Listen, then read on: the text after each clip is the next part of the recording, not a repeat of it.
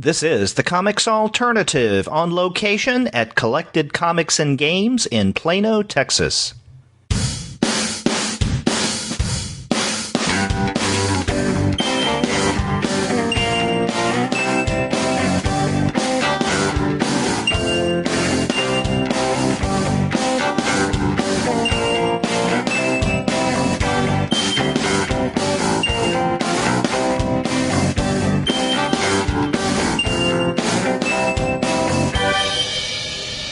Hello and welcome to another episode of the Comics Alternative, on location at Collected Comics and Games in Plano, Texas.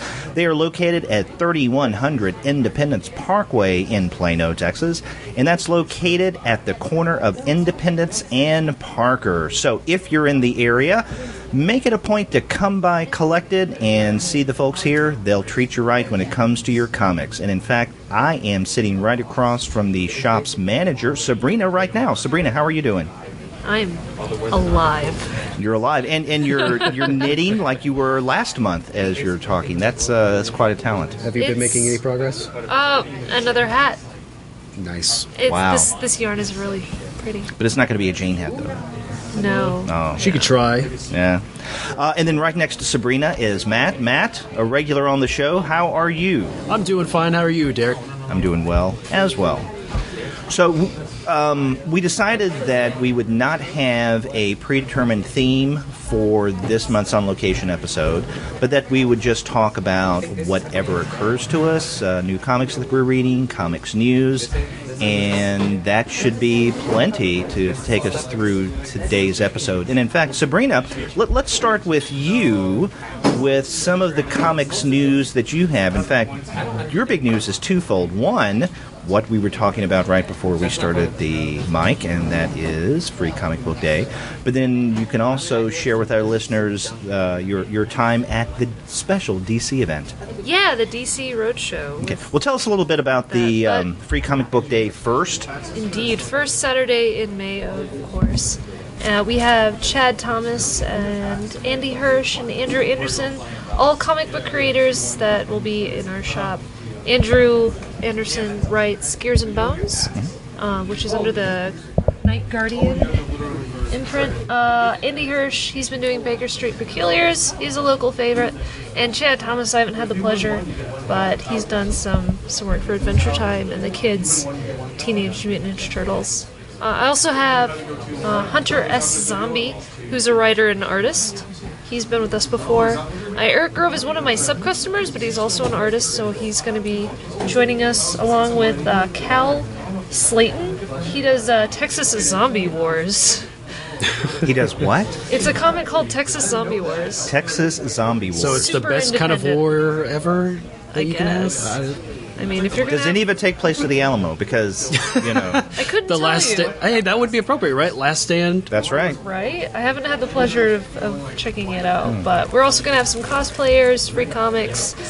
It's going to be a good time. And you're going to have at least one podcast here. Yes! Yay! Well, I'm trying to make it so it overlaps, so maybe you guys can have a chance to talk with some of our guests. Some of the creators, yeah. In fact, I was having dinner with Andy Hirsch last week, and he mentioned that he would stick around, even if he's here earlier rather than later. So we'll get to talk to him. Yeah. So that's cool.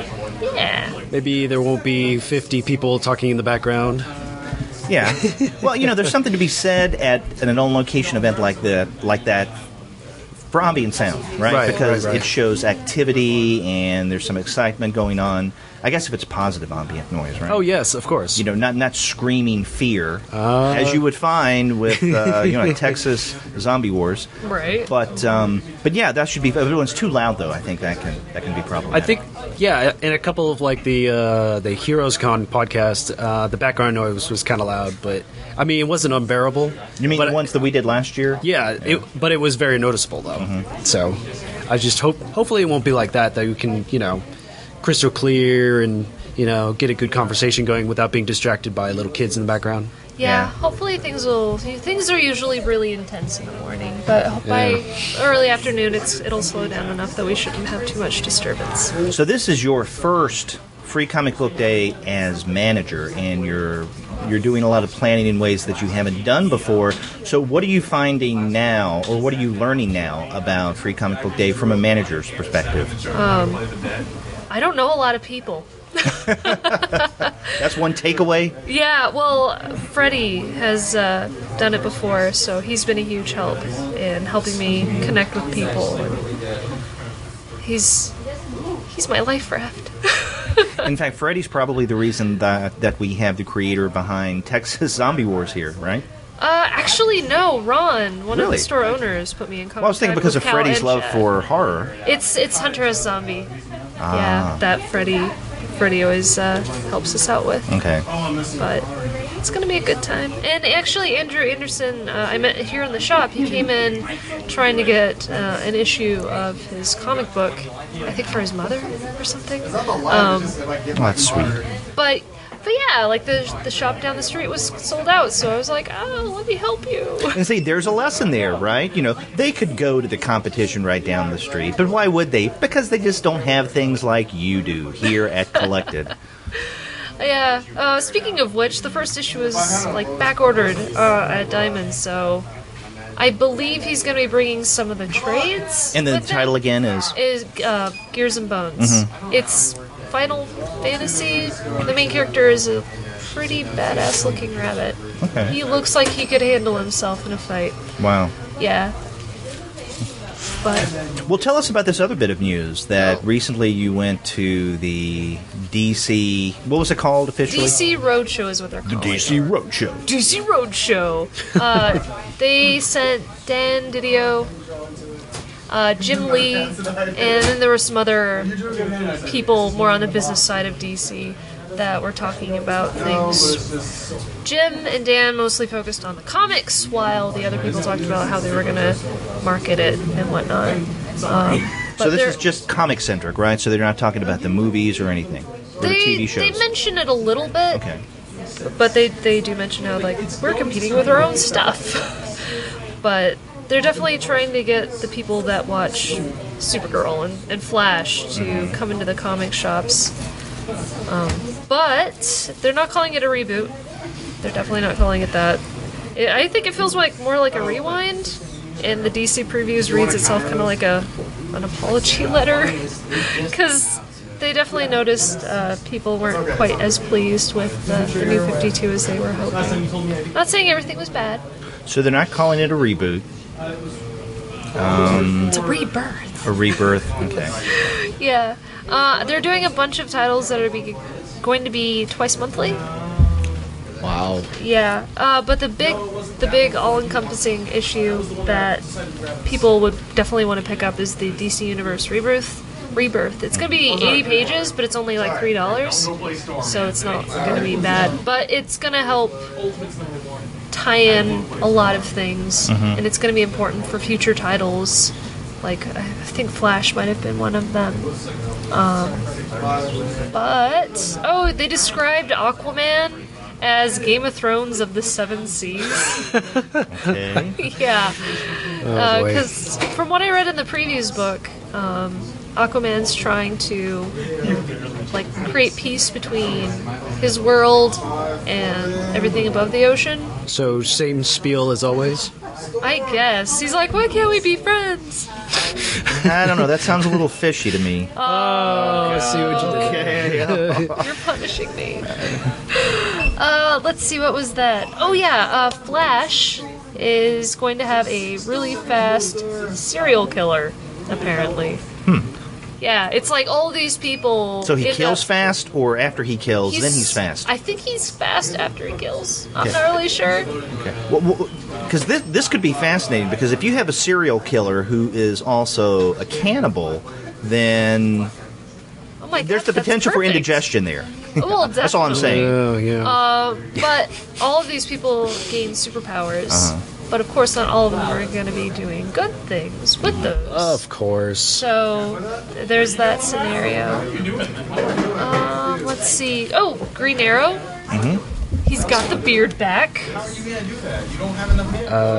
Black Canary's going to be joining him. He is the man, but he's The Van going Dyke. against the man. The Van Dyke. It's, Oh, is it's it a Van Dyke, I thought it yes. was just a full beard. thought for a second you were going to No, say I think that He's got Ollie. facial hair. Yeah, but I think that Ollie, at least the older Ollie that we had before 52, he didn't have a full beard. He had a Van Dyke, which is I thought it was the like bottom something like part a- on the chin yeah. and the mustache, and that's a Van Dyke. That's not a goatee. A goatee. See, a lot of people. See, I'm a barber's son. Okay. Oh, I and see. yeah, the goatee is just the bottom part, but a Van Dyke is when you have the mustache and the chin growth, but you don't have the sides as Matt does.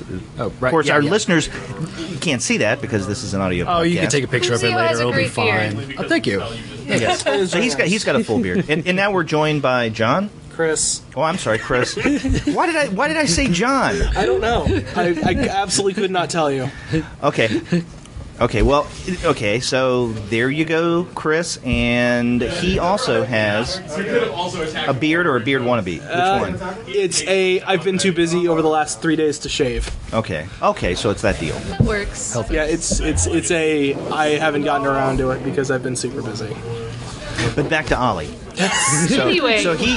My story's not interesting. So Green Arrow has his beard back, or his Van Dyke. Van Dyke, thank you. But they're going to be making Arrow more current event inspired and more The TV show? political. No. Well, Green you said Arrow. they're going to Green be Arrow. making Arrow. I'm sorry. Okay. I forget that show exists. I don't watch it. Okay. I couldn't get into it. Anyway, Green Arrow will be more current get into the event show. and political driven. They've described Green Lanterns as lethal weapon-ish. Before we go any further, what are we talking about? The DC Roadshow. That would happen. Yeah, this Thursday. we started talking about this right before you sat down. She went to an event. When was it? Yesterday or day? It was last Thursday. Or last Thursday. Thursday. And got a lot of inside information from Didio and Lee and some marketing folk there at DC. So they're talking about the whole rebirth thing. Oh, cool. Is it the reboot of the reboot that they did? Okay. But apparently they're not calling it a reboot. They're definitely not calling it a reboot. Think of it like a rewind. Okay, it's a rewind. But let's get back on track because Sorry. they're also Sorry. going to be going back to the old numbering for like Action Comics. For Action and So then it's for starting Detective, at right? like 9:52. Yeah, I think Detective was one of them as well.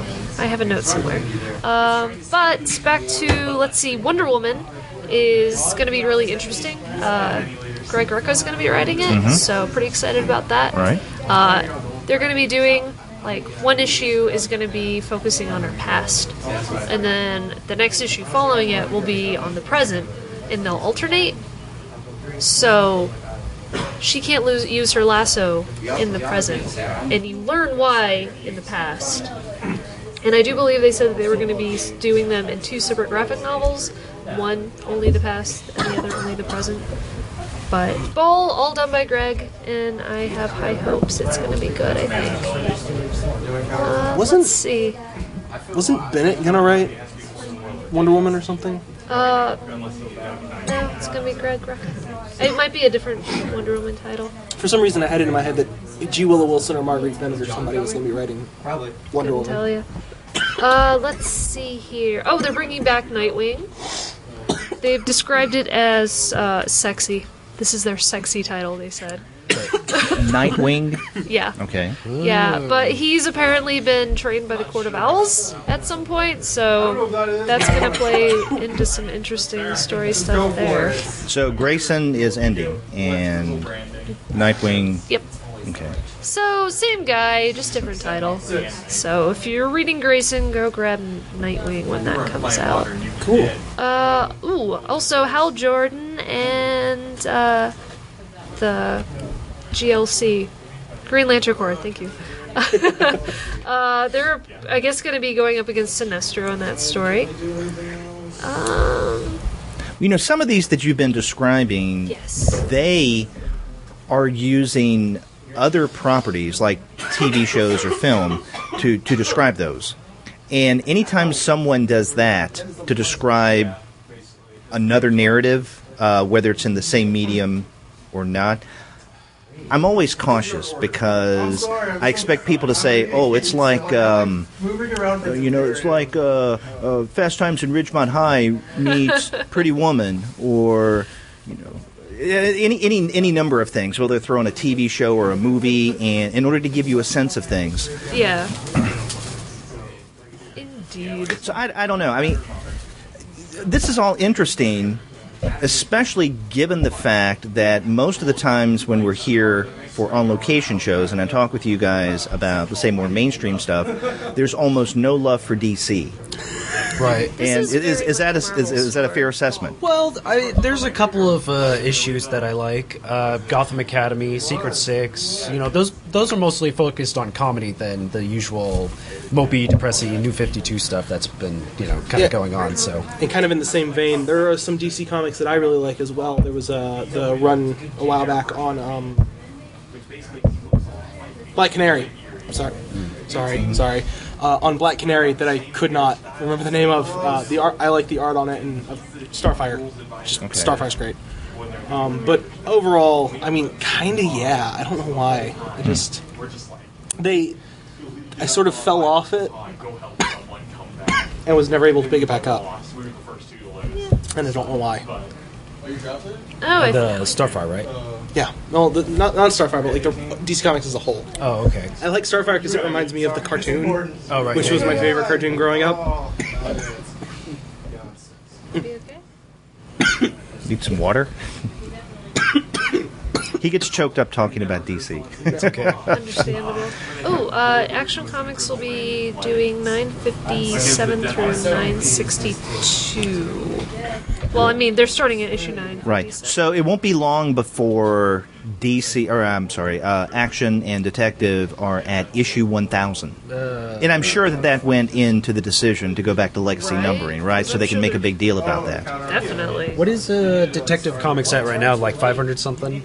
Oh, no. No, It's Detective would be starting up at 9-something. 934.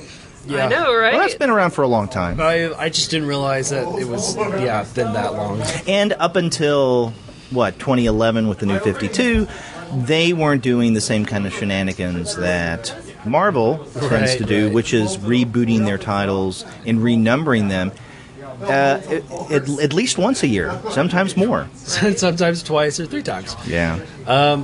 But I thought I heard one good thing out of the rebirth is that the comic issues were getting either the same price or a lower price, wasn't that They're one of going the to big be things? drawing the line at $2.99. Yeah. Oh, yeah, So they're back to Most doing that titles. again.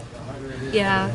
There are going to be a few that'll be a little more expensive, but for the most part, you'll be seeing the $2.99 price.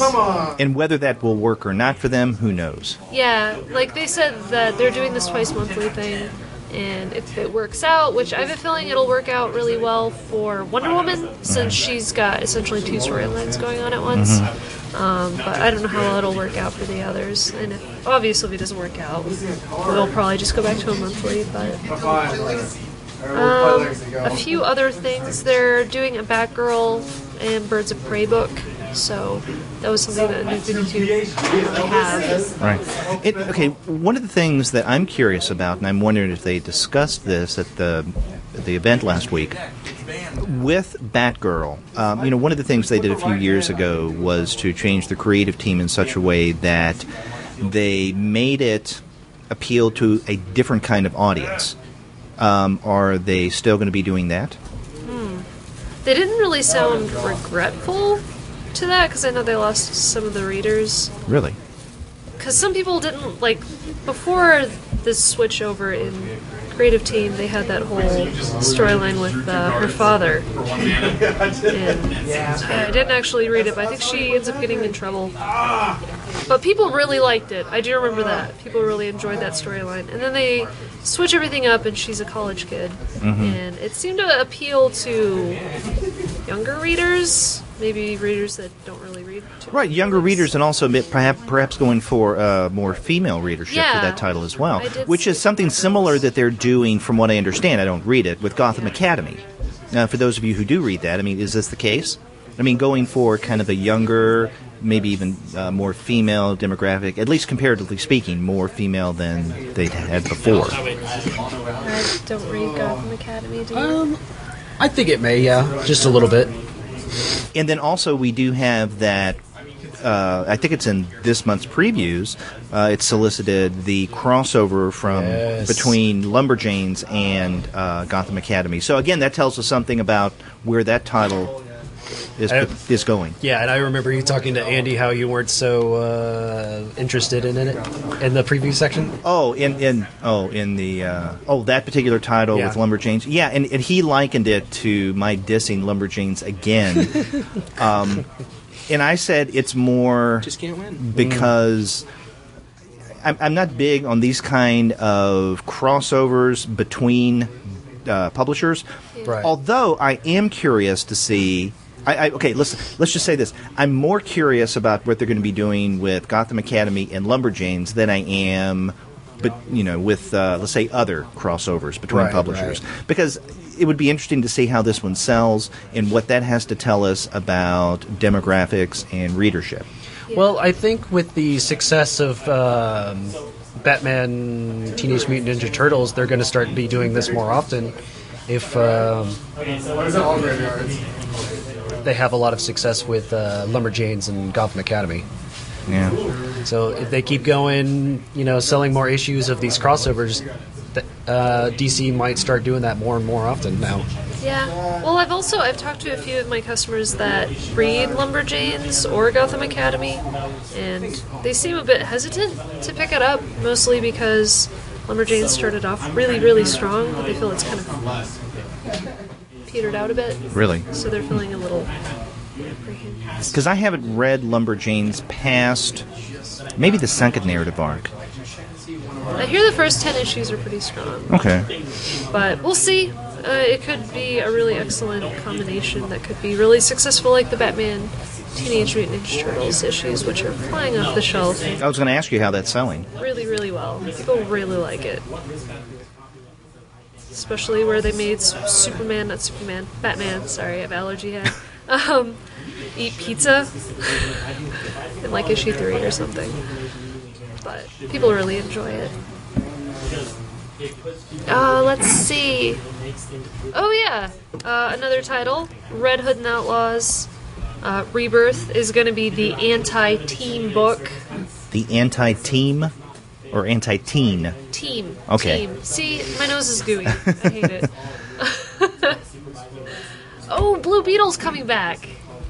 I know a lot of people are going to be excited about that. Apparently, it's going to have Dr. Fate in it, and it'll be set in Texas, and there'll be mystery. That'll be interesting. Okay. Yeah. I think, Maybe they could do a crossover between that title and Texas Zombie Wars. or The Shadow. Yeah, that would be pretty interesting. Right? The Shadow's amusing.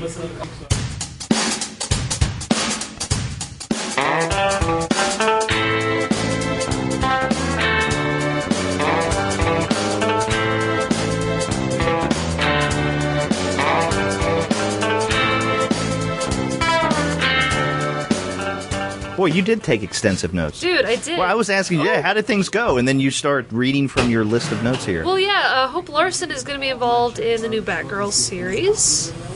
Okay, so that tells us something about the direction that it might Yeah, which I think I like Hope's stuff. Mm-hmm. I can't remember off the top of my head what I've read by her. God, Friends with Boys. Did Hope Larson do that?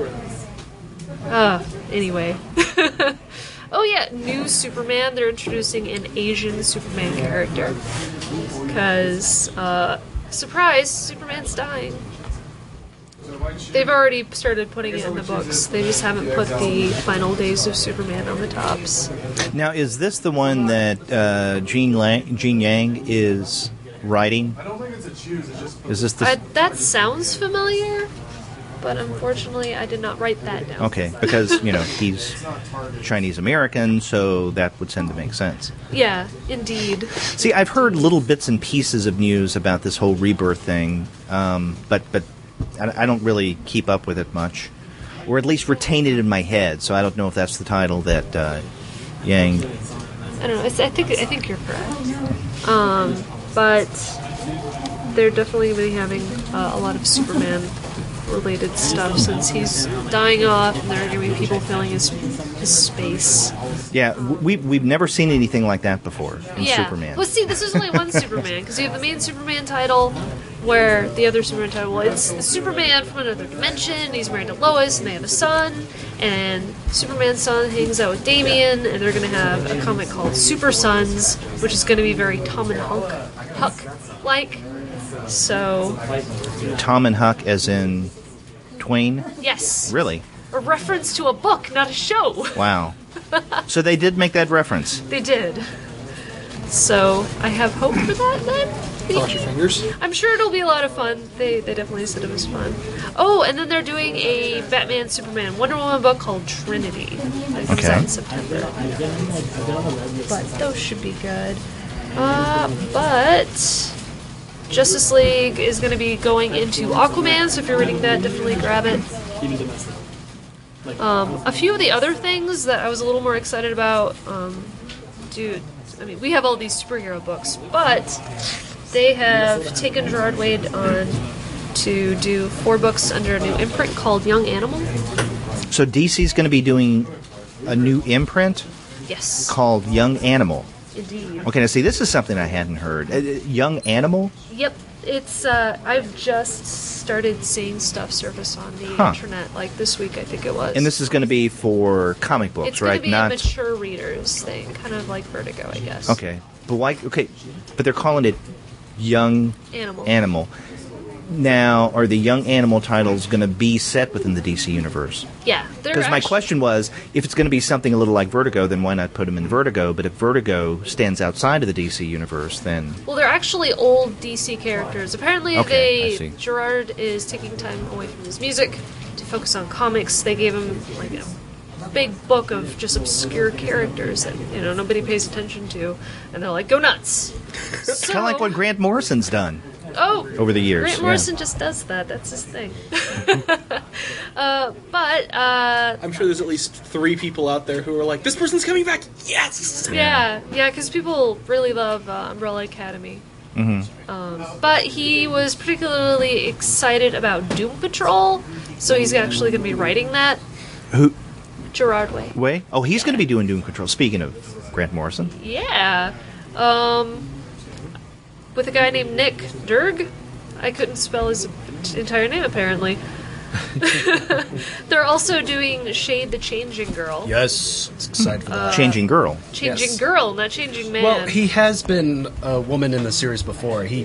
Whenever he dies, he gets reincarnated into a new body, and he's been a woman, man. It's kind of his thing. Yeah, but apparently she's a teenage girl. Oh, that's good. Yeah, Cecil Castellisi? I don't know. They're going to be writing it. I'm pretty sure I butchered that name because I'm terrible with names. This is the one that I'm excited about. Cave Carson has a cybernetic eye. That's the whole title? That's the title. I looked him up because I've never heard of Cave Carson has a cybernetic eye before. Wait, was that the premise or the title? That's the title. That's Oh, dear title. Lord. So, Cave is a character that was established in the 60s, and then he came back for, I think it was Infinite Crisis on Multiple Earths, or one of those Crisis storylines. They brought him back, but he apparently is he's good at spelunking. Okay. He's got strong leadership skills, so we'll see where that goes. And the cybernetic eye, no one knows how he got it. If Mojo. you weren't reporting back the things that you learned at this roadshow event, I would think that you got this information off of some parody-based site. Because the way you're describing this stuff just sounds like something that you could find off of, I don't know, The Onion, let's say. Well, there is no one in here. This is real. And of his last book is called Mother Panic, which is out in November. A lot of these books aren't coming out until this fall, and they're the ones I'm most excited about. Okay. Well, it gives you something to look forward to. Right. Yeah, definitely. And last but not least, I got a uncorrected proof advanced reader's copy of Paul Dini. Paul Dini. Sorry, Dini. And Rizzo's Dark Knight, a true Batman story, which is being put out under Vertigo. Yeah, and this is really interesting in that they solicited this a few months ago. When is the release date? Is it next month? I would have to look that up. I couldn't tell you. But it's a Vertigo title, but it's dealing with Batman, yet it's Dini's true story. Right. Yeah. After his accident, I think he got Mugged. Mugged, yeah. Yeah, well, I only had a chance to read the first couple of pages, but he talks about how the surgeons had to rebuild the bones around his eye using some pins and small metal plates. Yeah. He told me the scar wouldn't show much. Not to his eyes, anyway. But the art's great. And, I love that. That's fantastic. right? Yeah. It's got some nice watercolor pages. There's a dancing hippo. Well, that's reason. I mean, he does great work. Yeah, it looks really great. I'm really sad that I have not had the time to read it. But And he's good at drawing the really gritty stuff. oh god, yeah. Yeah. And this is definitely gonna. I mean, Yeah, there's the aftermath. right? Too bad we can't share this with the viewers. But it looks good, and it isn't super heavy on the Batman. He is in here. There's Joker. Hey, Poison Ivy. But I'll definitely pick up an issue, that's for sure. yeah, definitely. It looks like something worth keeping your eye out Yeah, definitely. for. Okay, well, thanks for reporting what you learned at the DC Roadshow. Yeah. I think it'll be all right. I think it'll be okay. Well, I hope so. You know, I don't follow mainstream titles, or at least superhero universes, really much at all. But if I do read any, chances are it's going to be DC before Marvel, just because I grew up reading DC. I Right. mean, I like some of the Marvel properties, but you know, I just have more of a soft spot for DC. And over the past, I don't know, 3 years or so, after the New 52 got going and then seemed to lose its mojo, they seem to have been floundering a bit. You know, how do we define ourselves? And you know, the whole convergence thing Right. from last year seemed to be a failure, or at least didn't turn out the way that many had hoped. You know, the New 52 didn't turn out to be what many had hoped either. Yeah, it definitely kind of felt like they just irritated some of their readers and lost a few. It does the different direction show in the comics as well as the TV shows and the cartoons, the live action. It's kind of all over the place, and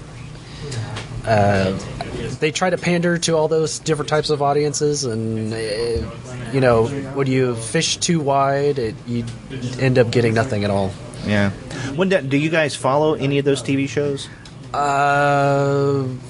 Define follow. Okay.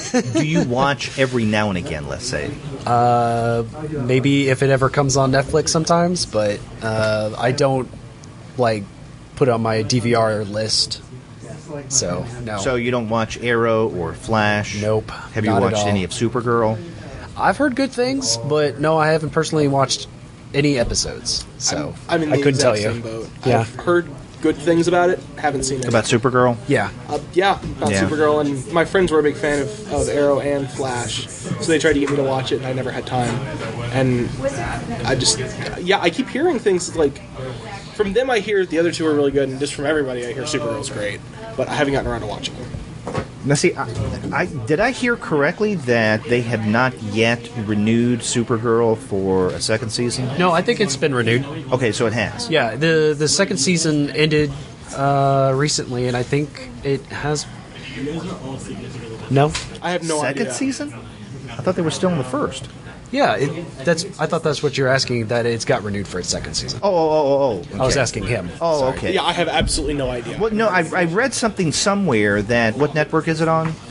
CW, I think. Okay, that not too long ago they were announcing a number of shows that had been Right. renewed, but that wasn't one of them, but maybe they announced that later.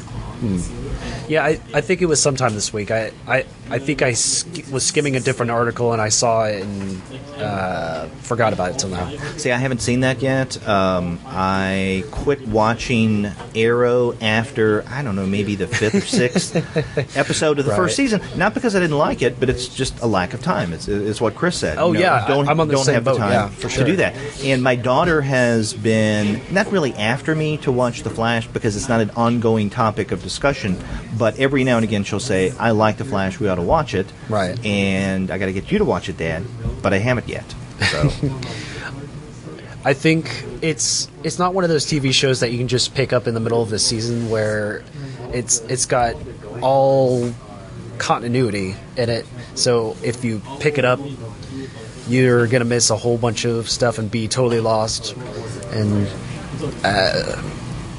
that's kind of the unappealing thing about those kind of DC shows, is that you have to watch it from the very beginning, otherwise you won't know what's going on and the character development and whatnot. Right. Now, I have seen all of the first season of Gotham, and I'm way behind. I haven't even seen episode 1 of season 2 of Gotham yet. I can't help you there. Okay. Because I liked it. I don't know if I really liked it, but I liked it well enough in that I want to continue seeing Gotham. What did you think about their interpretation of the Joker? I can't remember his name. The circus episode in the first season. Oh God, it's been a while. Yeah, but I mean, they really introduced the Joker toward the end of the first season. Yeah, and I can't remember. I think in watching the last part of the first season, and I was watching it on Netflix, in fact, I was almost like sprinting through the last several episodes. And not because I wasn't enjoying it, but I was kind of binging on it. Right. Yeah. I think the episode that stood out the most for me was the Red Hood one. Okay. Where the bank robbers would put on the red mask and okay, that was think that they would get superpowers or Yeah. yeah. I remember that one. That was weird. Yeah, but I like that. I also liked Constantine. Of course, they didn't renew that. Yeah. I like that pretty well. Oh yeah. And this is also, I guess it's a DC property. It's Vertigo. iZombie. I watched the first, I think, 3 episodes of that, and I thought it was okay. Is it pretty good? Decent? I thought it was okay. Okay. If it has your approval, I might check it out. It's a CW show, so that may say something. Right. And when I watched it, I thought, okay, yes. If I didn't know what network this is on, this is a CW show. So it's a show about a zombie, but it's non-violent, or there's some violence in it. Yeah. Because when I think zombies, I think just blood, carnage, and whatnot. So no, did you read the comic? No, not at all. Oh, okay. I'm aware of it. Yeah, and it's worth checking out. It really is. Robinson and Allred, so good stuff. In fact, they came out not too long ago with an omnibus edition. Did they really? Of all of those, yeah. Nice. That you can get that. So, and it was a series that I think, if I remember correctly, ended a little abruptly. Yeah. And that was unfortunate because I was enjoying that. But isn't it getting renewed as well? I mean, comic-wise? I do not know. Is it? From the success, I can't even talk today. The success of the TV show. I'm pretty sure I saw something in the preview section either earlier this year about a few issues coming out. I don't know if they were one-shots or anything else. So, I mean, if following the success of the TV show, so. Well, yeah, but this is a Vertigo title, right. So, I mean, that would add more complication, I would think, to something like this. That's true. Yeah. Search me. I have no idea.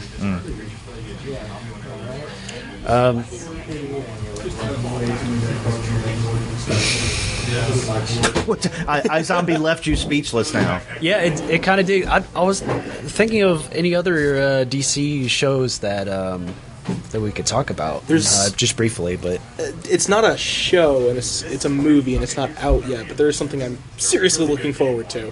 Have you guys heard that they're doing an animated movie of The Killing Joke? Oh yeah.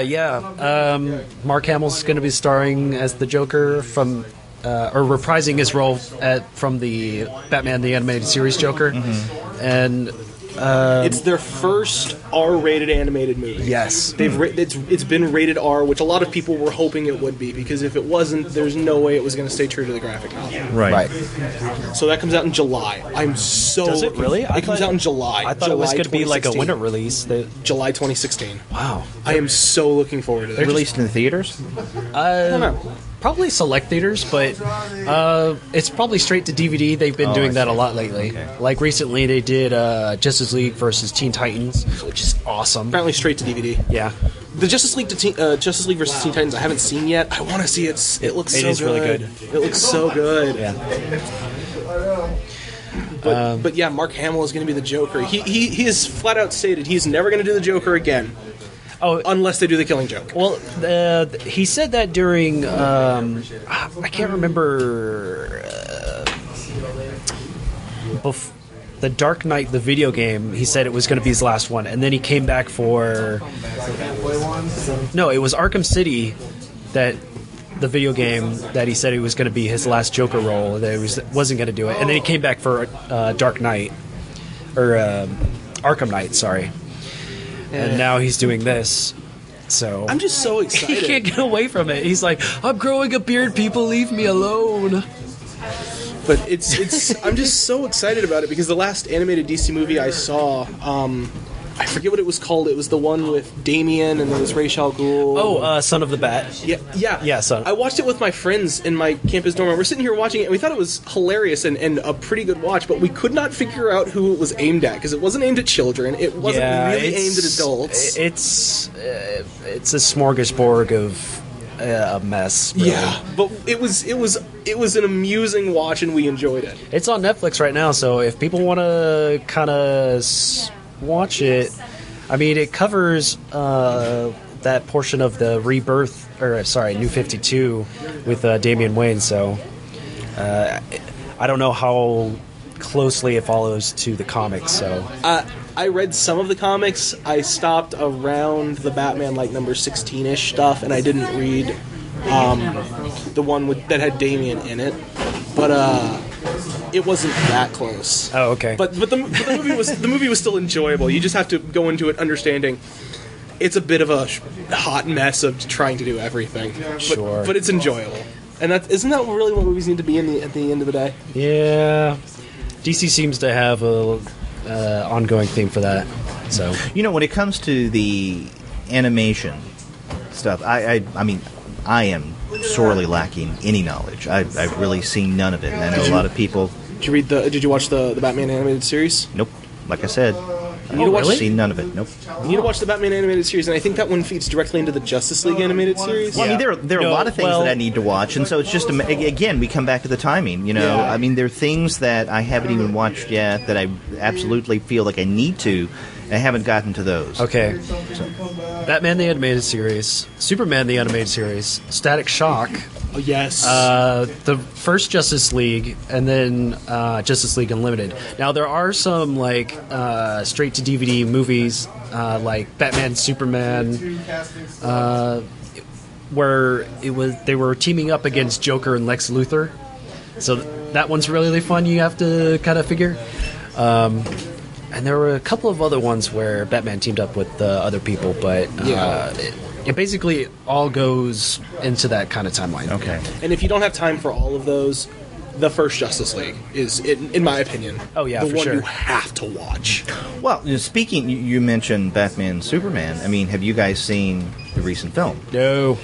Okay. Well, I haven't either, so I guess there's nothing to discuss there. No. Because I was curious. I'll go see it when it enters the dollar theater. That's how much I will contribute to it. I don't even know if I'll see it then, to be honest with you. No, Wow, that prejudiced against it?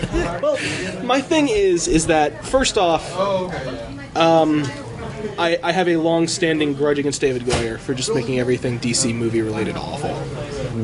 In my opinion, that's my opinion. But the other thing is that I'm kind of the opinion that Marvel makes really good live-action movies and DC makes really good animated movies, and I haven't seen anything to break that sort of stigma for me.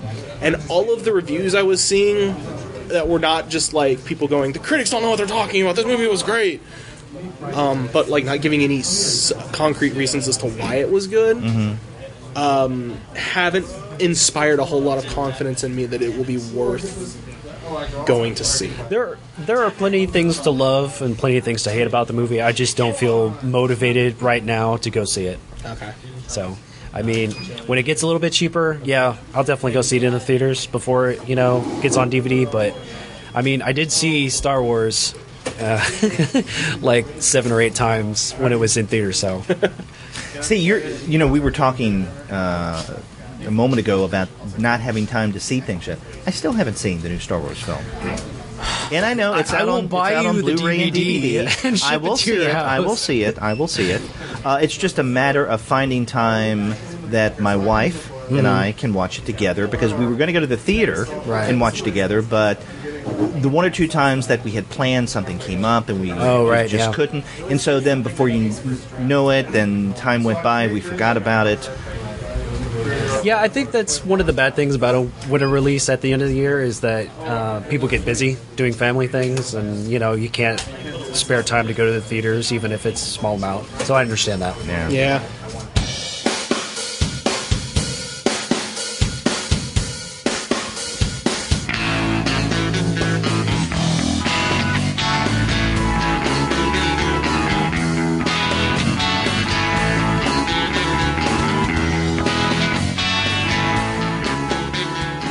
Okay, so you didn't see, the recent Superman Batman film, but let's talk about something that you're very much aware of, because both of you are sitting here at the table and you're looking at some of the comics you've just recently got. It is a Wednesday. We always record these things on Wednesday, and many times people will come in, as you guys have done, to pick up your new comics.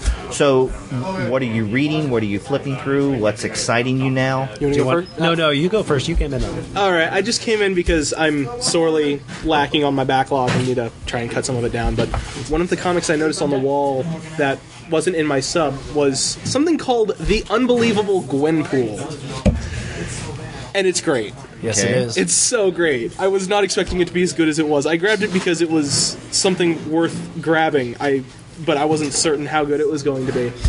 Apparently, from what I understand from one of the employees at the store here I was talking to, Howard the Duck recently went through some sort of portal and ended up in another world where everybody was like gender flipped or something. And this stems out of that? I don't know. I'm like, from reading it, it more sounds like there was a version of Gwen in our reality who ended up in the comics. No, actually, this Gwen is actually from our world, and she goes into the comic book universe, and so it's like she's super meta. She knows everybody is a comic book character, and she treats them as such, as like playthings. Like, this world is my playground. So that's what this whole issue number 1 is that she does all this stuff, and she has to deal with the consequences later on. Yeah. And it gets kind of dark. Like, everything works out. Like, she gets arrested by the one cop who decides, I'm done not being efficient against demons from hell and supervillains, and I'm just going to let you go. And she ends up breaking into a facility that she really should not be able to handle, and something happens to take care of that for her, and everything just keeps falling down exactly in the way that benefits her, and she's acting all super meta about it right up until it doesn't. Okay. And when it doesn't, it really doesn't. So yeah. So she's just a regular person. She doesn't have any superpowers. She flat out states she has no power. She likes to deal with things with guns. She just has meta knowledge of the Marvel universe. And the meta knowledge is great. Like, there's a section here where she's fighting some Sentinels, and she realizes they have the same attack pattern as the Sentinel sprites from the old 1970s X-Men game. And she gets around them like that. It was so great. See, a lot of that stuff that Marvel's been doing over the past couple of years, I just completely beyond me. So Gwen this or that, Deadpool this or something else. Right. I mean, I did give Howard the Duck a try when they brought him back. As I've said before on this show, wasn't impressed.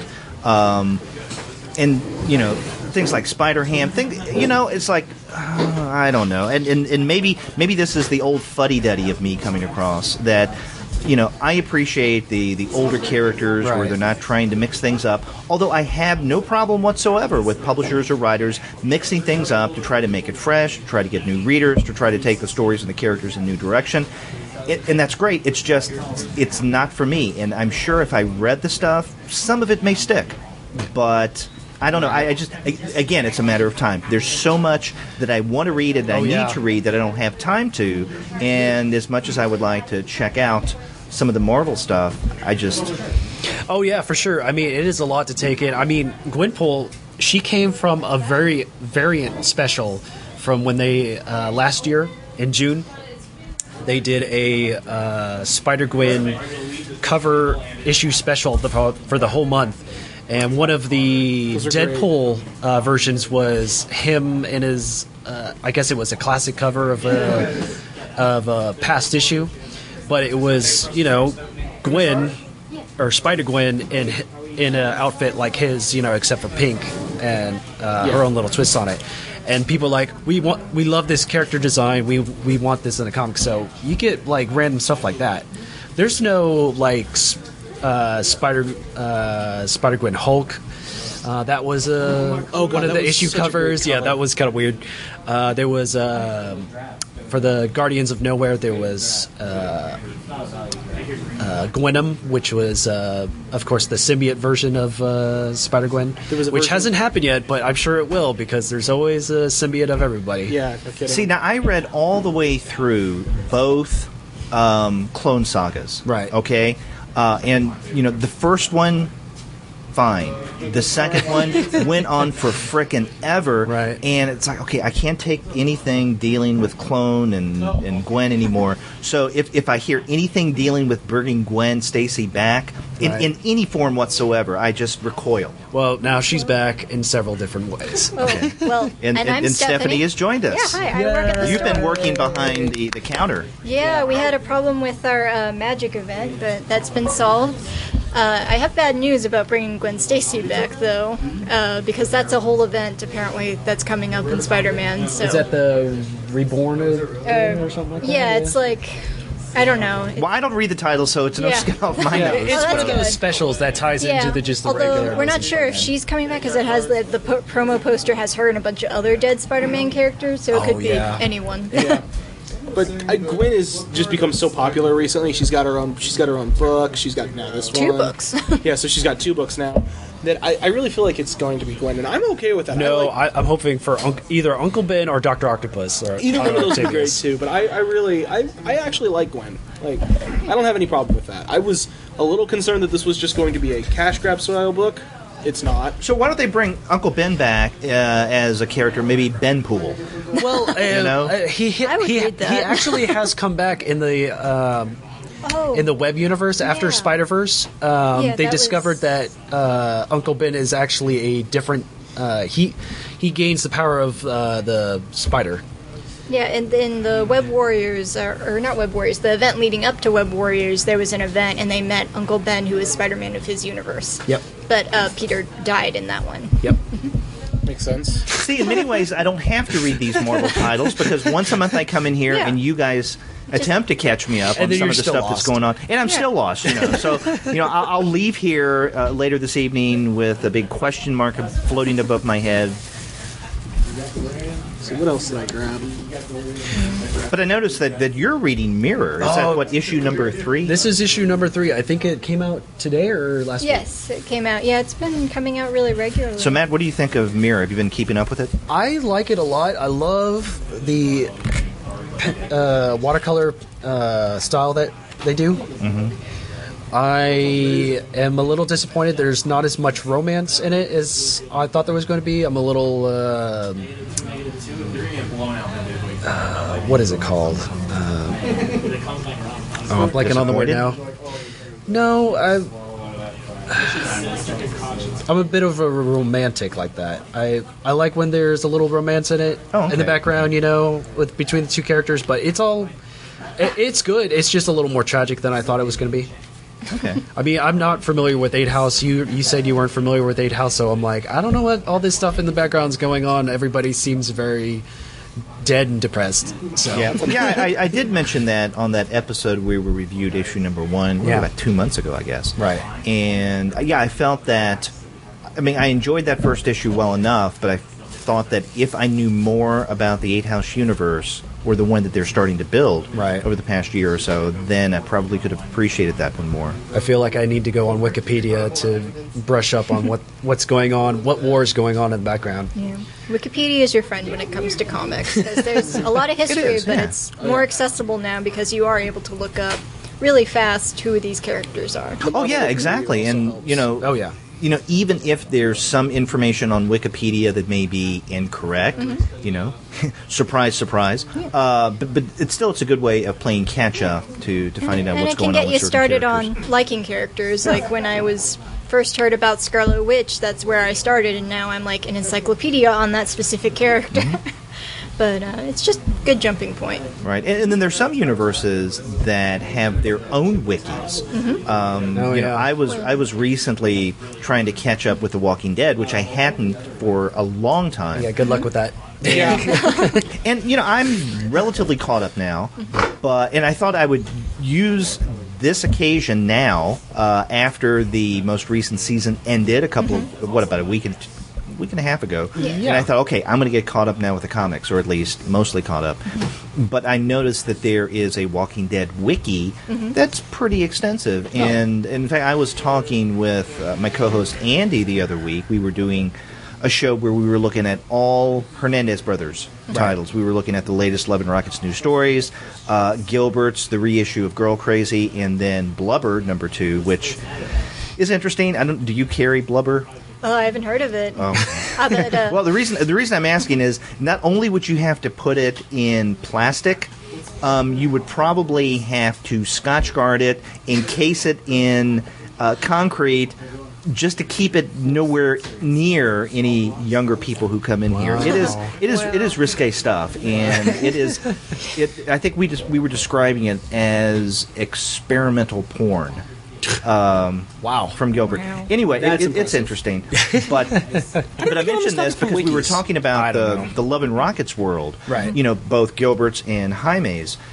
It's so extensive now that someone needs to start a wiki devoted specifically to that. I mean, who are these characters? How are they developing? What are their relationships? What are the events? How are they linked to whatever narrative arcs that are out there? I mean, we need something like this, and the Wikipedia page on the Hernandez Brothers and Love and Rockets, it's not that extensive. We need something much more involved. I think that's something you can pour your time into. I don't have. Hey, listen! It's all I can do to keep up with the podcast and the number of episodes that we're doing. it could get a fan wiki. I mean, lots of really things have wikias these days. As long as there's a devoted fan base who's willing to pour the work into it, it happens. Yeah, you can always check Reddit. They always have topics about stuff like that. Yeah, but people just need to start doing it. Yeah. I'm not going to be the one to do it. I just don't have the time. What I was going to say was anything with a large enough fan base is eventually going to have one of those. Right. And with, like before, with all the stuff that I said about Mirror, it's still really worth picking up. I love it. And the new Monstrous came out these past couple of weeks. That you definitely need to start picking up, or when the trade comes out. Since I work in the comic book store, I know how hard it is to find issues of that, but there is a trade coming out in a few months. It's in this month's previews if you want to order it. So if you want to pick up Monstrous, and I would recommend doing so, definitely get the trade if you're having trouble finding issues. Oh yeah, it's getting good. Yeah, it's super good. Well, it's funny that you mentioned Monstrous. I've only read the first issue, and I absolutely loved it. I need to get caught up, because now we're at issue, 3 or 4? I think it's on issue Or 5? Wow. Yeah. Okay, so I am really behind. But now that you mentioned it, did you guys hear about the nominations for the Eisner Awards that were announced yesterday? There's, I think, a lot lot of female nominations this Yeah, they said, I think, some kind of record for that. But Monstrous series. competition. Kaji Max, Monstrous, Paper Girls, and The Unbeatable Squirrel Girl. That's difficult. That is tough competition. Yeah, usually, I remember the past 2 years when I've been following it, it's like, okay, that one's going to win, but this is like a toss-up. I can't pick one. I honestly, I can't. I'm biased. I'd pick I don't know. Monstrous, but those are all really good titles. I love me Unbeatable Squirrel Girl. Mm-hmm. It's meta humor and just its general hilarity is the best. Mm-hmm. Monstrous is beautiful. The story is fantastic. You know, you never at the end of the issue feeling like what just happened. Mm-hmm. You know, and most of this other stuff that kind of explains itself at the end of the series. Mm-hmm. And then Paper Girls. I haven't read it, but It's good. Yeah, Mm-hmm. very, very good things. And in fact, I was looking to see Monstrous is also nominated, or at least Marjorie Liu is nominated for Best Writer Oh yes, this year. Nice. So I there are at think she least deserves 2 it. nominations for Monstrous. So that's really good. Meanwhile, you can tell that I'm entirely too mainstream because I've heard of exactly one of those titles, and it was Unbeatable Squirrel. It's all right. It's all right. Yeah.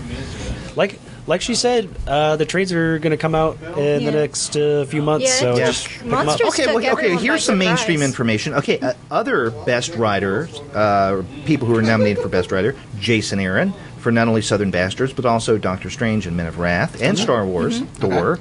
John Allison for Giant Days, which is a Boom title. Right. Ed Brubaker, Fade Out, Velvet, Criminal.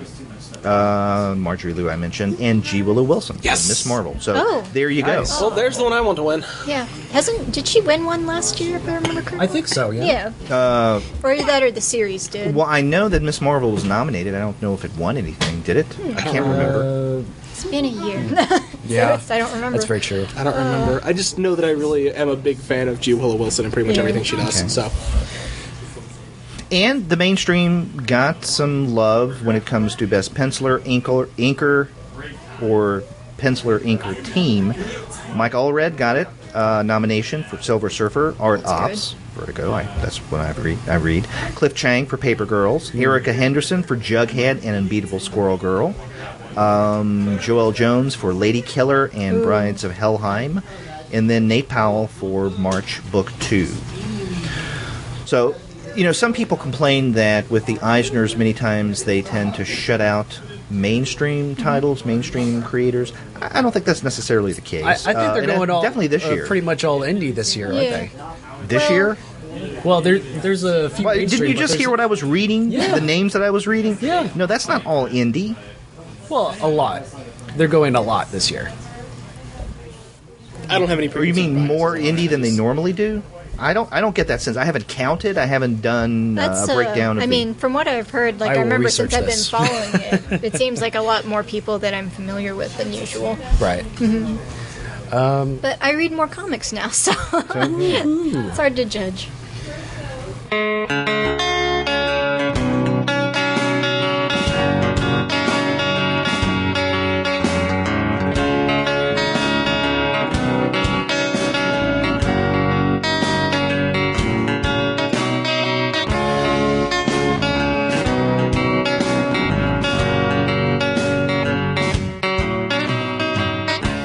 Has anybody been keeping up with the new Archie or Jughead? Oh, Sabrina has. Let me bring in my coworker. Here, Sabrina, you can take my chair. Yeah, you guys are tag teaming this chair here. Never mind. Indeed, we do. Plus, we miss you knitting. Yeah, she just I knits was the trying entire to podcast. fix things. So you've been reading Jughead. I have. I have been reading Jughead, so I'm a few issues behind. I've caught up on Archie a bit, but I don't know. They're fun. Jughead had his dilemma in one issue about the hamburgers not being served at school at the lunch anymore. I didn't know that was an issue. Oh God, yeah, you have these health conscious people taking away your hamburgers. He's very dramatic, but it's very funny. Okay, well, how are these titles selling in the shop? Decent. I mean, Better than they had before well, yeah. Wade and Sardaz, I mean, Darsky? those ones are more. More They hip, have the more now? class, like the old ones just have that very classic feel, and they're just old, typical Archie. This seems a little more up to date. Yeah, I think Archie's still a kind of a clumsy fool, though. right. If you don't do that, then you're doing Archie wrong. Right. Yeah. So this is like Archie with a fax machine. Because all the kids today are, breaking out their faxes and... I don't think these kids know what a fax machine is. They're running around with cell phones. Yeah. But it's fun. If you've ever tried to transfer college credits, you know what a fax machine is. Well, yeah. I'm old enough to know what a fax machine is. Are they that relevant anymore? Is my Well, see, it question. is an older technology, and that was part of the joke that I was Yeah. making. But apparently, I overthink it. if you didn't... It's okay. yeah. It's okay. It's okay. Sorry, But I tend to ruin jokes. Well, I thought. Joke ruiner. Oh, so mean. Well, I thought when they made it a big hullabaloo about the 50 different cover event for the Archie #1 that it was going to keep strong at least for a while. That was the last I heard of it till now, actually. Oh, yeah? That was literally the last thing I'd heard about I Archie know that comics until they're now. also okay. doing a Veronica and Betty title in that universe now, because Oh, I that know might be they've had an interesting. ongoing That actually Betty might and be Veronica interesting. and the old Right. old I'd read it. style Archie, but Maybe. now they're getting one. So I guess it's doing pretty well for them. I hate Veronica. I want her to get eaten in Afterlife with Archie. I think that's kind of the point. I really don't like her though. I'm just like, Afterlife with Archie is coming back, and I can't wait for.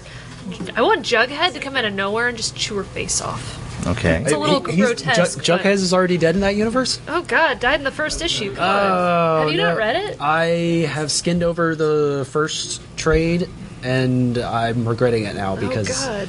I keep hearing really, really good things, and I just have haven't. I have it. in the Afterlife with store. Archie, Sabrina. I I should think both put it those in are my really trade good box. titles. Those They are just come good. out. The issues come out very slowly. We Right. can tell Yeah. you how slowly though, because It's been like a year. We have to special order individual issues. It's not. We can't add it as a series ongoing to people's subs. Really? Yeah, the same thing with the new Sabrina. Yeah. Which is good, and if it wasn't, I'd be mad because Oh, I love it. it's because that one's more occult, while Archie's more zombie. But it's finally coming back, and then Sabrina's finally coming back, and the shenanigans. But yeah, Archie, the first issue of Afterlife with Archie, Jughead's dog hot dog dies, Yeah. and he takes us to Sabrina, the teenage witch. She always causes For help. problems. She does bring Jughead back, not Jughead back, Hot Dog back, but not in the way he thinks. It's very Pet Cemetery. He's not a friendly dog. Fights Jughead, zombie apocalypse happens. It's I great. noticed that in the new issues like a of fanfic. Archie, or Afterlife with Archie and the new Sabrina, is that they're always causing trouble for each other in each other's universe. It's like in the new Sabrina, Betty and Veronica make trouble for Sabrina, and then I guess what you were saying with Jughead or Sabrina causing trouble for that whole universe. See, I'm just, over the past few years where we've had more of an occult monster influence with the Archie world, with both Sabrina and Afterlife with Archie, I'm waiting for them to bring the Groovy Ghoulies back in some form. Because I grew up. Do you even know what the Groovy Ghoulies? I don't at all. That sounds Really? pretty groovy. Boy, I see, should. you guys know. The name sounds So fascinating. Stephanie and Sabrina, you No, go. I don't. Oh, you don't know? No, but I want to know. I know Scooby Doo and the 13 Ghosts, but that's about it. Although the speaking Boo of Brothers. occult, I'm waiting for the Josie and the Pussycats occult reboot because they used to go Yeah. around solving mysteries. That would be a really Okay. good fit. Okay, see, if you know of Josie and the Pussycats, especially the cartoon, then it's around the same time as the Groovy Ghoulies because Sabrina, this is back in, I don't know if it was the late 60s, definitely the early 70s, because I watched it as a kid. There was Sabrina and the Groovy Ghoulies. And then I think, if I'm not mistaken, then they just did the Groovy Ghoulies by themselves. Maybe not. They ditched her. But if you go on YouTube after we finish recording today, you go back home, go to YouTube and do a search for Groovy Ghoulies, and with or without the name Sabrina, and you'll see some episodes, and you'll definitely find the theme song because that theme song has been wedged into my brain ever since childhood. It's like me and the Jabberjaws theme song. Well, things are looking up for you because they have been doing lots of different Archie miniseries, including Archie versus Predator or Archie and versus Sharknado. Sharknado. Yeah. Yeah. So anything is possible at this point. See, last year when It's that like- issue came out, I told one of my co-hosts, I think it was Andy Wolverton, that maybe we should read on one of the shows Archie versus Sharknado, and he laughed at me, and I was serious because I wanted to look at it. I thought, okay, I don't think you can get any more kitsch than that, so why the hell not? Why not just attempt to talk about it on the show? If you like those kind of cheesy sci-fi movies, you'll definitely like Archie. And I'm not a fan of it, and I'm definitely not a fan, as I said earlier, of those kind of property, especially from different publishers Yeah. or different media crossovers. Sure. However, something like this just sounded so ridiculous, and Sharknado by its very nature is ridiculous. So why not just turn it up to 11, the ridiculousness, and Sharknado and Archie, why not? Hey, in the same podcast, you guys might as well cover Archie and Predator. It sounds like the best fan fiction ever. Yeah. I mean, they would suit each other very well. If you're kind of talking about ridiculous, just add on the ridiculous. Yeah. So I guess so. Just how much ridiculous can we cram into one episode? I Answer? don't know. Yes. Yes. Okay. Sorry. You're right there. I'm okay. You're going to be the official noisemaker of these on-location shows. Yeah. Between knocking on the table, knocking things over, and I don't even know what was that, a snap? That was a snap, yeah. Okay. Chris, you're so loud. I know. I'm so sorry. I didn't mean to do it. Okay. And then I know we went off on a tangent, but one last thing that I was reading that we actually talked about, I think in a couple of podcasts ago, was Karma Police. I finally got... Okay. I didn't get my physical issue. I got my PDF, I think at the beginning of this month, and I love it. Okay, now tell me, I cannot remember the name of the writer. Chris Lewis. Chris Lewis. Okay, Yeah. now he, interestingly enough, I don't know if I told you this. You did. Okay, yeah. because that's right. You weren't at that show Right. when we did it. I but just you mentioned sent it, in, yeah. Right, you sent in what you're reading, and that was Right. one of the titles. And then Chris Lewis had just right before we did that show, by chance, emailed me and wanted to know if we were aware of this. And You should be definitely aware are. of this, definitely. Okay. So Chris, if you're listening to this, you have an avid reader, a supporter. Matt, you love this title. Oh, yeah. I am not very aware of the history of luchadors just in general, but the art is fantastic. His luchador demons versus groovy monks, basically. And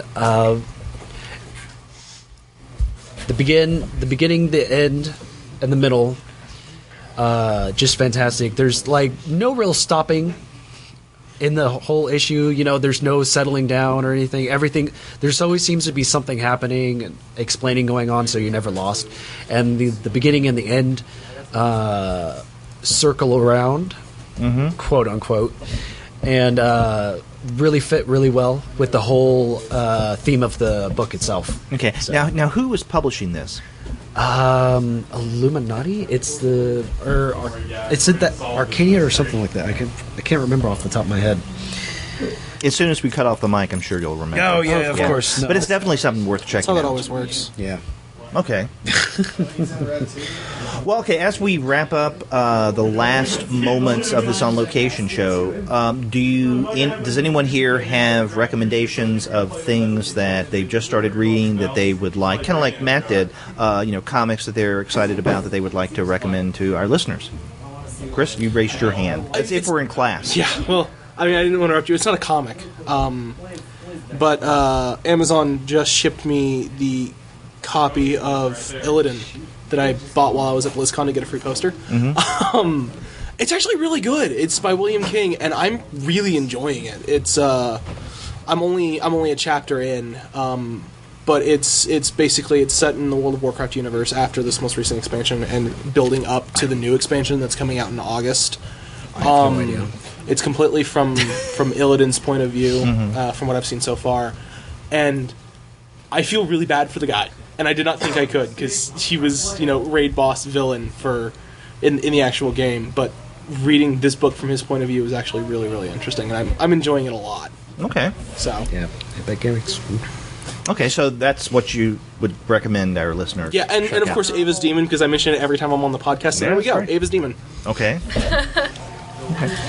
What about you guys, Sabrina? In addition to some of the things you already mentioned. God, what have I mentioned? Well, most of what you were talking about on this episode was your visit to the DC Yeah. Roadshow. Let's see. The Fix has come out, and it's awesome. So if you haven't picked it up, do it. Do it now. Oh, in fact, let me mention real quick, as kind of a side, that because of last month's On Location episode, you got a special postcard That's right. because of what you said about, because you were telling us that you had gotten, I think, an early release. Yeah, we got a PDF to read so we could talk to people about it. So I read it, and I was sold. And so good. And then Steve Lieber sent me a postcard. And I was like, Steve, you're kick-ass. So that means that Steve Lieber listens to the Comics Alternative. Neat. Because otherwise he wouldn't have known that you sang that title's praise. Indeed. Thank you, Steve, if you're listening. And, it says something about our listeners and the kind of quality listeners we have. Sophisticated. And we did mention something about that in the show notes of, I can't remember what episode it was, from a couple of weeks ago. I think it was last month's issue. Well, it was last month's On Location podcast, show, yeah. but it was, I think, a couple of weeks ago that she contacted me on Facebook to say, okay. guess what I just got from Steve Lieber? This postcard who mentioned that he heard me talk about it on the Comics Sabrina Alternative. showed that postcard to everyone. I saw it like a few times before I came into work by the various places she posted it. It was really cool. But no, it's super cool. She had it like hanging up by a magnet on, near the computer. Well, not on the computer, near the computer. Have you And- framed Magnets it yet? on the computer. Yeah. It's in a bag and board. Oh, nice. Gotta keep it nice. It's a nice thing. But Heartthrob has just come out, and that's really good. And the artist is a local guy, Yeah, which is always a plus. Robert Wilson IV, yeah. And let's see what else. Oh, Black Road, Brian Wood. Oh, that's right, I because picked it up you last were week. excited when they announced that a few months ago. Yeah, because he's pretty much continuing his Northlander stuff, in a sense. I mean, it's the same, Viking Age. Unfortunately, I haven't had time to read it. I go to sit down to read my books, and then something draws me away, and it's super annoying. Okay, so it's a recommendation even though you haven't read it. Brian Wood's good, though. Okay. I like his historic stuff, like Rebels. I enjoy that. I'm going to definitely be getting the trade. It's on my sub. So, And Stephanie, what are you excited about now that you would recommend? I am super late to the party, but I just finished Rat Queens, like everything that's out, and I really enjoyed it. It's just like super good, and also like there's a few issues done by Stepan Sajak that are just really pretty. And if you get the hardcover edition, you get like a bunch of comics done by him where he was just practicing drawing all the characters that are really great too. So I'd recommend it, even though it's going on hiatus. Now, did you first read it in that hardbound edition that came out just recently? I did, actually. I think I'd read the first issue when they gave it away on Comixology, but reading the hardcover was just like the first time I sat down and read like everything, and then the newest volume that came out. Yeah, I really liked that first narrative arc, and I think I started to read into the second, and I liked it. It's just a matter of time. Again, which seems to be a theme for this On Location episode. If we had the time, we would read. Hence me being super late to the Rat Queens train. Yeah. Yeah. better late than never, though. Exactly. If I had the time is probably my life motto right now. Right? I say we just have a holiday where you get to stay home and read. Can that be a thing? Can we I do second that. Yeah. Yes. Third. Well, I think that's called a weekend. What are we? Sometimes you have to come in on the weekends, I guess. I use my Retail, weekends we work for weekends. just absorbing the media that I've missed throughout the week because I've been so busy. Homework. Work. Just regular work. That too. The vampire of time. The vampire. Well, okay, on this kind of downer note that people don't have enough time to read, I want to thank all of you guys for coming in and talking with us about the kind of comics that you're reading or the ones that you're wanting to read, or, as in the case with Sabrina, some inside information that you found from the DC folks. So it's been a fun show, and if you want to find out how fun Collected Comics and Games in Plano actually is, and what kind of super associates they have working here, then you can come by to see them at 3100 Independence Parkway. It's on the corner of Independence and Parker in Plano, Texas. So come by and say, hey, I heard about you guys on the Comics Alternative. And if you do, they'll give you a special discount, won't you? Yes. Oh, I was just joking. Will you? Why not? Okay, cool. So there you go. You heard it here, guys. That's where I heard about you guys. So, can I get some? You're a student. You already get stuff. So that's 3100 Independence Parkway in Plano, Texas. May I make a note? Our sign is currently down, but if you find Kasari and Elmdale Jewelers, we are the spot in the middle of that. So if you find Tom Thumb, just keep looking and you'll find us. That's right. When are you guys going to get a sign for the outside? Honestly, A millennium I don't think we from are. now. Really? Wow. They haven't closed down. They don't have a sign. Yeah. Make a bus stop banner. But it's worth searching out. If you come into the parking lot and you can't find it, take the time. It's well worth it. We will talk your ears off about comic books. That's right. And if you want to find out more about collected comics and games in Plano, you can always get in touch with us and ask. I will be more than happy to share what information I have or forward the information to Sabrina and company. You can get in touch with us by going to the website comicsalternative.com and leaving us a voice message through SpeakPipe. Or, if you want to, you can give us a call. Our phone number is 415-3COMICS. That's 415-326-6427. You can also email us. We're 2guys@comicsalternative.com, or you can email me directly at derek@comicsalternative.com. And we are all over the social media sphere. You can find us on Twitter, on Facebook, Tumblr, Instagram, Google+, Goodreads, Pinterest, and YouTube. You can subscribe to the podcast through iTunes. You can stream us on Stitcher. You can also find us on TuneIn. And, did you guys know that we're now on Spotify? Oh, really? We are on Spotify. But you can always find every single one of our episodes, as well as the reviews and the comics-related commentary that we post on our blog. And that's by going to our website, comicsalternative.com. So, guys, I want to thank you for joining us. Sabrina, Matt, Chris, and Stephanie, who stepped away for a moment. Had a good time, and we will see you next month in less than 2 weeks for Free Comic Book Day. Mm-hmm. Yes! So excited for Free Comic Book Day. Right. Everybody shout!